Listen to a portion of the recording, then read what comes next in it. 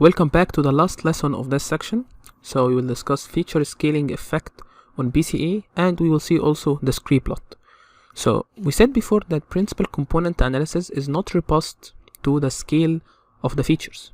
Okay, so measuring features with different units can change the principal components, right? Because if we have one specific feature that contains values in the range of 100 to 300, for example, and the other features are within the range of 1 to 3, then the first feature, the variance of the first feature will be much bigger than the variance of all the other features. So it will dominate the principal components, and this is not really accurate, right? We want to have the data normalized or scaled in order to avoid something like this, right? So to see the effect of feature scaling, and in order to make sure that what we are saying is correct, we will randomly choose one column in each of the above datasets. So we saw 3 datasets, right? And we will multiply a random column by 2000. So all the values will be multiplied by 2000 for only one column.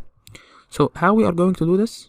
We have a function here called randomly perturb data, right? So this will basically, we will take the shape of the second dimension, and then we will choose random indices, right? So this will return random integers. So we will select the random column, and after that what we are going to do is that we are going to go to the data, and inside this random column we choose here, we will multiply this by the multiplier, and that's it. Very simple.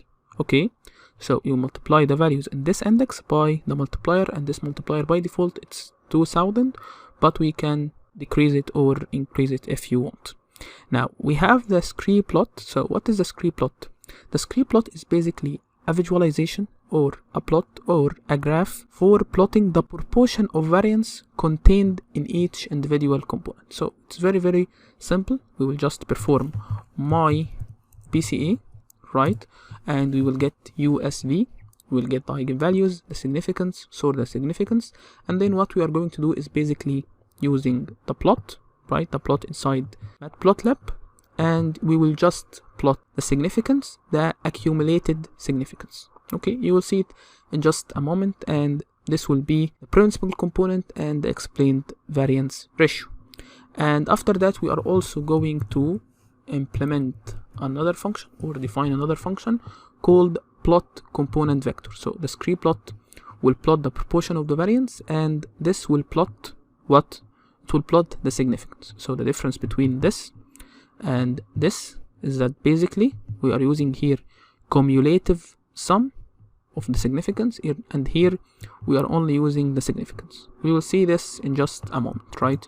So let's run this, and after that we are loading the iris dataset, we are loading the wine dataset, we are loading the Boston dataset, and then we are loading them again.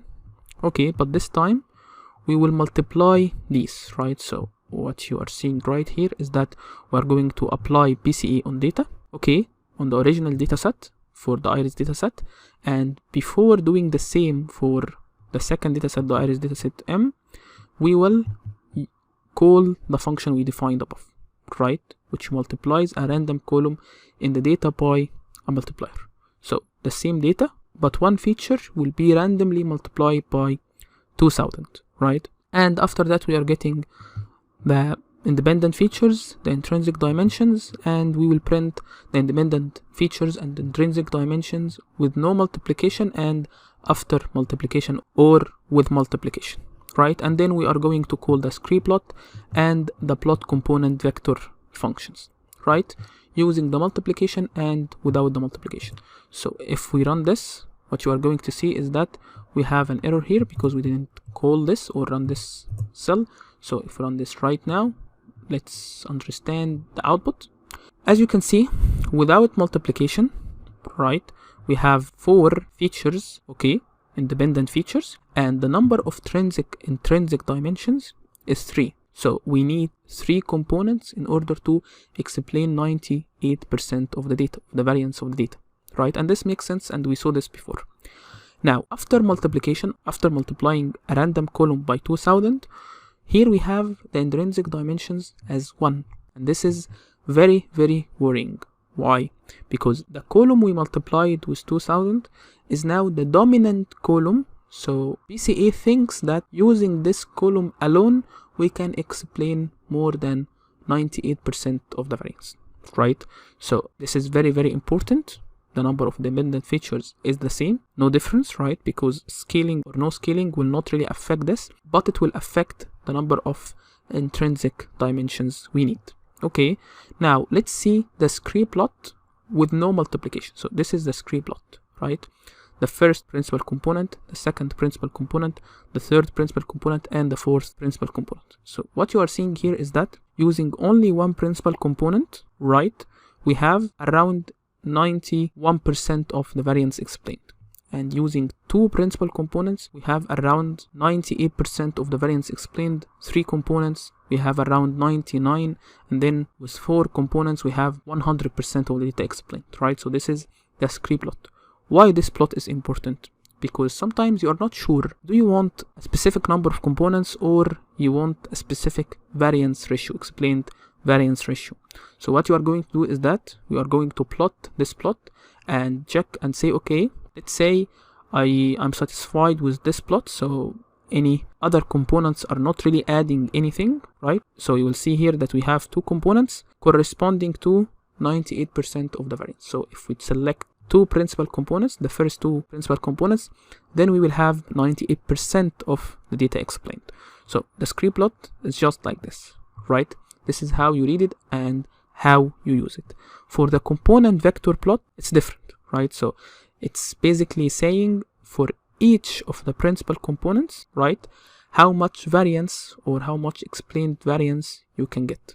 So of course the first one will be the largest one or the most important one, and then the second one, and then the third one, and then the fourth one. So as you can see, these two can be neglected and we can select only the first two or even the first one. Now let's plot the same plot but now after multiplication. So as you can see, now the principal components are basically after one principal component, we are not really adding anything, right? So this is basically not doing anything more, and it can be more clear here in the component vector plot, right? The first principal component is actually explaining every single thing, and the second, third, fourth component are not really important at all. So that's why feature scaling is very, very important. Okay, we will do the same for the Boston dataset, right? And you will see that the same case here. With no multiplication, we have 3 intrinsic dimensions, and after multiplication, random multiplication, we have 1 intrinsic dimension. And if we run this again, so each time we are selecting a random column, right? So most probably it will not be the same column, and you will see that we are not really, there's no difference whatsoever, right? So if we run this again, we need to run this again, right? And if you run this here, you will see that we have, you will see that the same exact results. Okay, so this is basically the idea of feature scaling and why it's important, and the scree plot and why it's important. So as we can see, the first, second, third principal components, and we can see here, if we zoom a little bit, you can see that we need 3 principal components in order to get 98% of the variance, right? So that's why you should be very, very careful when you apply feature scaling, and this should be a pre-processing step, but you should document it. Okay, so in the next lesson, we will start an overview about the project, and you will see what we are going to learn from this project. So as you remember, we said that we have 4 applications, right, for the PCA, right here. Let me see. Yes, image compression, pre-processing, facial recognition, and data visualization. So we saw this, and this. Now what is left is eigenfaces. So this will be our project. So let's go to the next lesson and see the eigenfaces project. So let's go.